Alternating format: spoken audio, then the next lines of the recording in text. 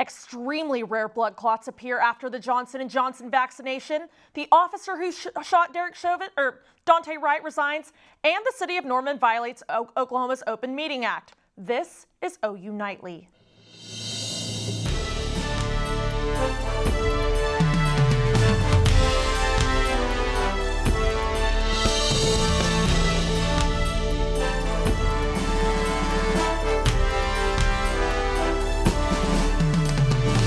Thanks for joining us for OU Nightly. I'm Audrey Goodson. And I'm Shannon Ehrhardt. We lead off with concerns circling the Johnson & Johnson vaccine after one woman died and another remains in critical condition. Just over a month after the FDA issued emergency use authorization for the single-dose J&J vaccine, the CDC and FDA are recommending a pause in distribution. 6 cases of rare blood clots have been reported in women between the ages of 18 to 48, 2 weeks after they received the vaccine. OU Nightly's Logan Morrow tells us what this means for vaccine distribution in Oklahoma. The Oklahoma State Department of Health is pausing their Johnson & Johnson vaccine distribution after the FDA's recommendation. Roughly 62,000 doses of the vaccine have been given out in Oklahoma, and the OSDH is unsure of when distribution will resume. Dr. Pye of the Oklahoma Academy of Physicians Assistants says you are at low risk if you received the vaccine over a month ago, but to be on the lookout for headaches, abdominal pain, neck aches, and shortness of breath if you received the vaccine 1 to 3 weeks ago. The OSDH is expecting a relatively low impact from this and are working closely with the CDC and FDA to resume vaccine distribution. It's a reflection of a VAERS system, which is a vaccine adverse event reporting system that has been in place for years to monitor any incidents, particular or potential incidents related to vaccine adverse events.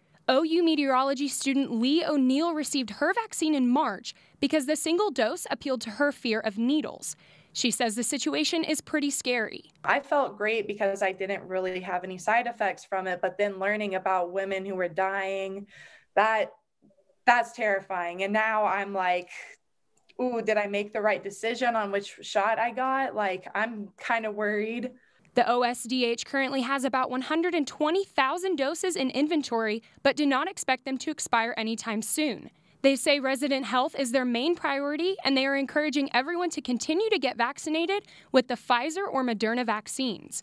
Logan Morrow, OU Nightly.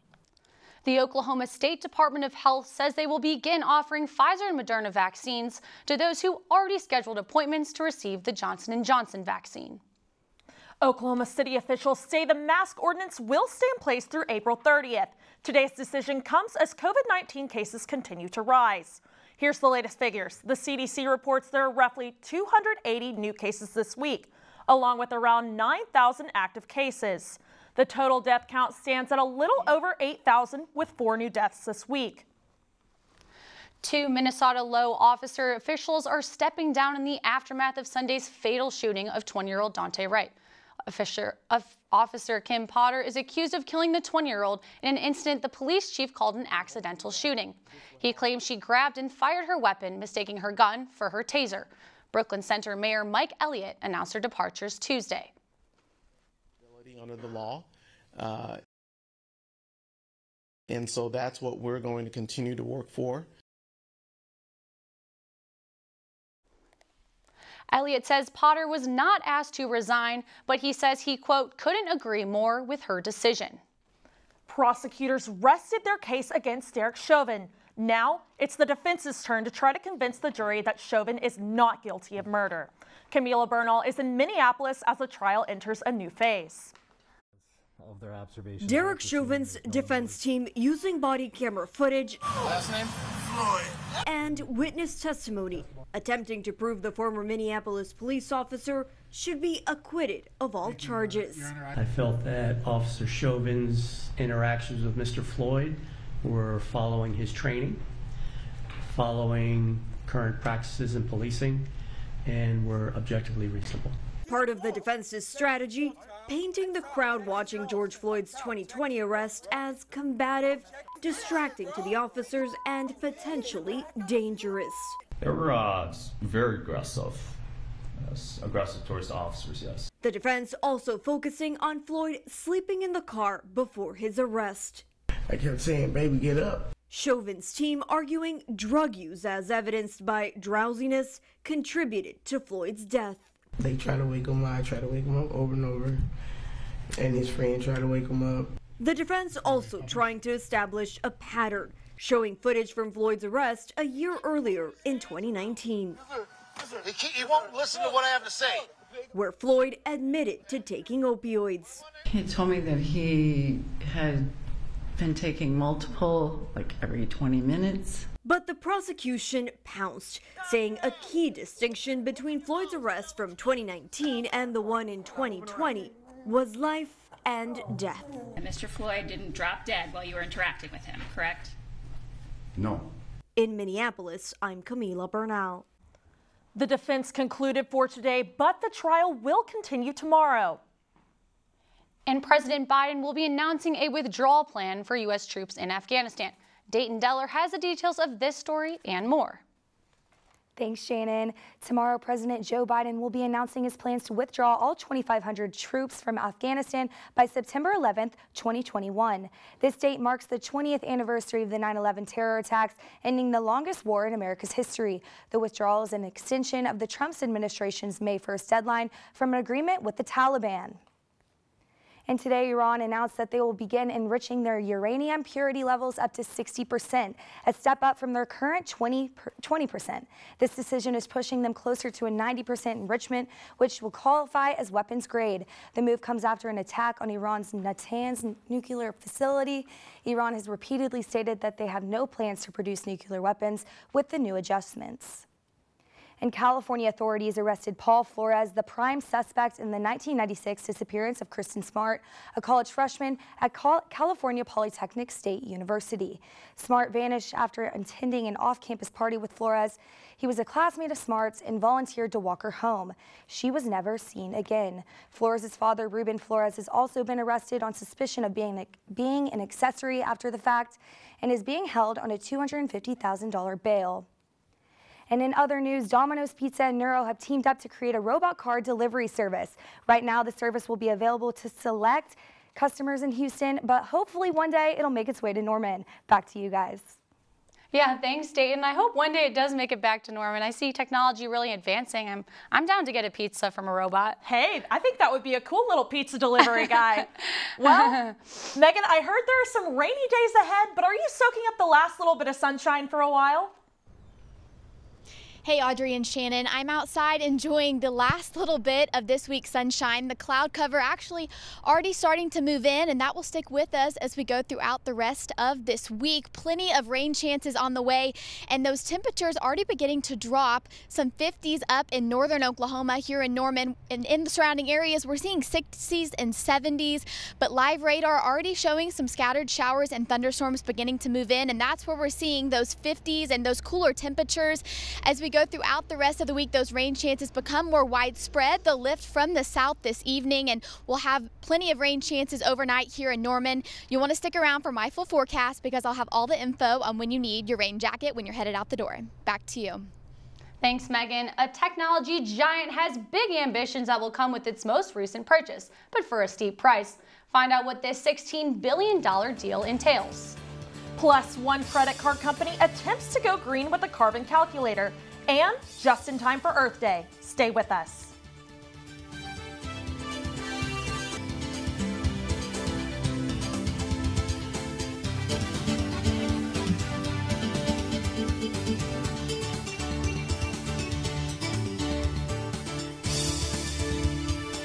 Welcome back to OU Nightly. The Oklahoma Supreme Court ruled that the city of Norman violated the state's Open Meeting Act when it approved a cut the police budget by $865,000. The act requires that all meetings of public bodies must be open to the public and the public must be given advance notice. The ruling was that the council would consider adopting the city's proposed operating and capital budgets, but did not say anything about slashing the police budget. On top of the violation of the Open Meeting Act, the ruling also found that the city's budget is invalid. Microsoft is one of the most profitable businesses in the technology industry and have been looking for a place to put their money. Emma Sears has the latest on how this new deal will double the size of the healthcare market. Emma? Microsoft is making a big push into the healthcare software industry. The tech giant is buying Nuance for $16 billion. Nuance is a leader in healthcare artificial intelligence that focuses on speak recognition. Microsoft believes that this purchase will help to double the size of the healthcare market to almost $500 million when completed. The deal is Microsoft's biggest takeover since purchasing LinkedIn for $26 billion. NASA astronaut Mark Vande Hei and 2 Russian cosmonauts arrived to the International Space Station last Friday. NASA stated that this is expected to be a speedy trip to the space station with only 2 orbits of Earth and about 3 hours of travel time. Their arrival will bring the total number of crew members to the station to 10 people. They'll be working on multiple experiments, including studies about Alzheimer's disease and portable ultrasound devices while at the station. MasterCard has launched a tool to help consumers calculate their carbon footprint. The credit card company has created a calculator to understand how spending habits contribute to carbon emissions. The tool doesn't track individuals' transactions. Instead, it focuses on specific spending categories. It calculates the impact of transactions by using an average footprint for different industries. This is MasterCard's latest move to be more sustainable. The company plans to reach net zero emissions by 2050. And in the next few weeks, Facebook's oversight board is expected to issue a decision on whether Facebook should restore former President Donald Trump's account. Audrey, Shannon. Thanks, Emma. Spring brings a homeless animal problem, leaving many animal shelters overpopulated. But there are ways that you can help combat this problem. And I know with this good weather, it's been feeling pretty nice outside, and April showers bring May flowers. Megan Gold will have the full forecast after the break.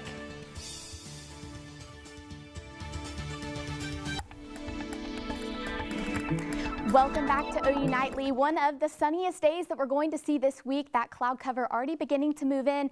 And these temperatures will soon begin to drop. Right now we're in the 70s with those winds gusting pretty strong. That dew point quite low, meaning that it's pretty dry out there. But across the state, we're seeing some of the warmer temperatures down in southeastern Oklahoma and up in northern Oklahoma, where that rain is already beginning to move onto the radar. We're seeing some of those cooler temperatures, these storms lifting from the south. Now, these will not be severe, and that will be the case as we head throughout the week.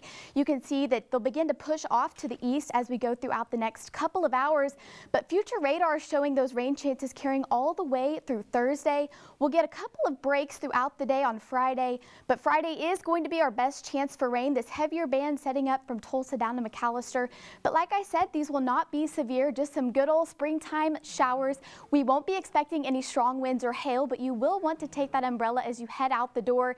We're expecting quite a bit of rain, in fact, as we go throughout our Wednesday. This first band will bring just more than about 1/4 of an inch of rain here to Norman. And then that second band on Thursday will get a little bit more, and then even some more as we head throughout the day on Friday. Overnight tonight, those lows quite average for this time of year. Some cooler temperatures off to the northwest in the Panhandle, and Idabel seeing the warmest of those temperatures. But as you head out the door tomorrow, you are going to want to take that umbrella. We'll see some scattered showers and thunderstorms possible, but really beginning to kick up as we go throughout the day. And then that 7-day forecast showing plenty of rain chances as we head to the weekend. Cooler temperatures will stick around. It will be in the 50s. And then we're back with plenty of sunshine for your Monday. Those temperatures in the 60s. But like I said, folks, nothing to worry about here with severe weather. Just some good old springtime showers. But you will want to take that umbrella and rain jacket as you head out the door, because those rain chances are really going to stick around as we head through the weekend. Back to you all at the desk. Springtime is the busiest season for animal shelters, and Norman's Animal Welfare is joining the world's largest national pet adoption event. The event is in partnership with North Shore Animal League America for their Tour of Life.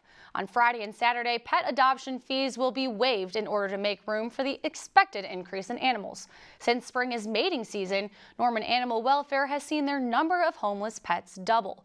The center's manager encourages everyone to consider pet adoption.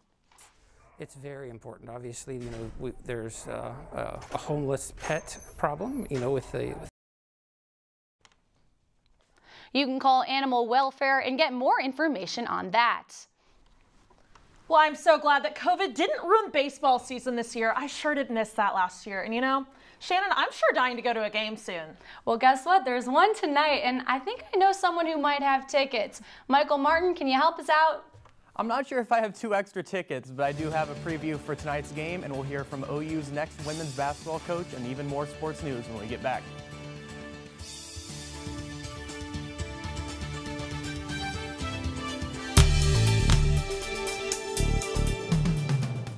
Welcome back to OU Nightly. I'm Michael Martin, and it's time for sports.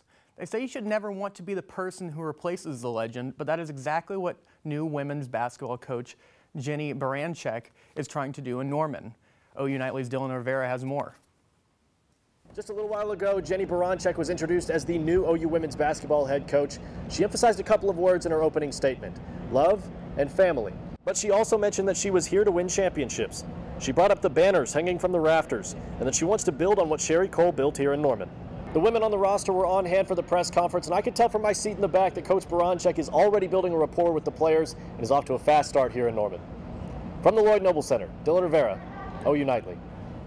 Staying with Sooner sports, but switching to the mound, Arnaldo Preto reports from Elldale Mitchell Park to preview tonight's game. Hey Michael, the OU baseball team starts its 2-game series against Texas Southern here in Norman. This will conclude a 9-game home stretch for the team, going 3 out of 7 of those games.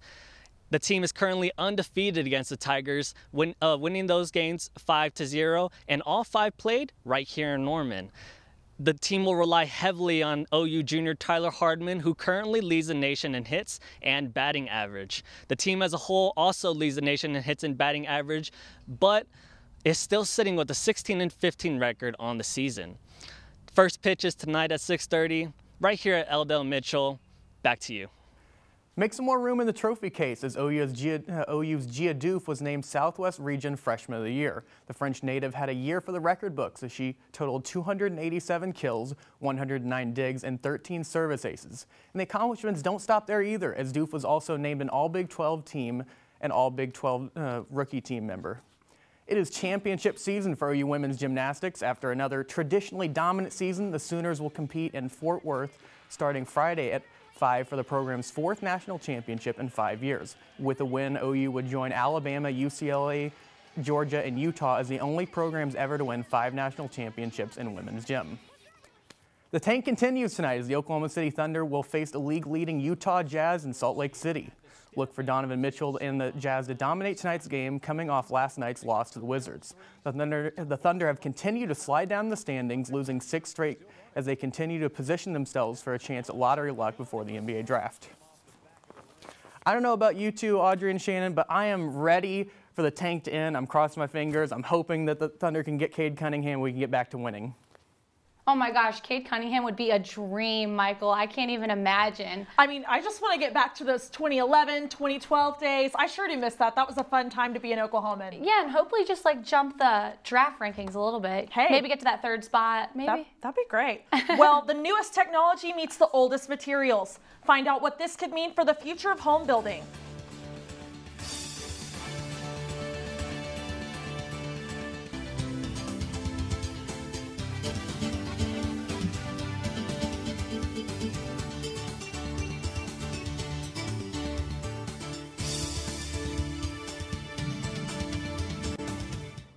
Hello, I'm Purpura with breaking news at the update desk. OU just announced spring 2021 graduates will each receive 8 tickets to the first in-person graduation since the pandemic began. Seating will also be assigned to assist social distancing at the ceremony. President Biden will nominate Robert Santos as the Census Bureau Director. Santos, a Latino man, will be the first person of color to permanently direct the agency if he is approved by the Senate. Thanks, and back to the desk. Thanks, Pepper, and congratulations to all those seniors. Well, the prototype for the first ever 3D printed home was finished today in Massa Lombarda, Italy. The only things needed were water, fibers from rice husks, a binder, and a 3D printer to create this clay home. Architect Mario Cucinella built a 645 square foot home layer by layer. That includes a living area, bedroom, and a bathroom. The prototype is still undergoing performance testing, but could soon be replicated in different parts of the world. Well, I want to know if it's raining yet, and I know our friend Megan can tell us. Megan, what are you seeing out there? It's not raining right now, but if you're like me and you like to plan your outfits ahead of time, you're going to want to bring out the rain boots and even that rain jacket because we have plenty of rain chances on the way. Even a little bit of rain on radar right now, and those showers and thunderstorms will continue lifting up to the north as we go throughout this evening, and more rain chances on the way in our 7-day forecast. Those 50s sticking around, below average temperatures carrying us through the weekend, but thankfully that sunshine will be back by the time we start our week next week. Back to you all at the desk. Well, thanks for sticking with us for our student-run, student-produced newscast. You already know we'll be back here tomorrow, so don't miss us too much. Have a great night.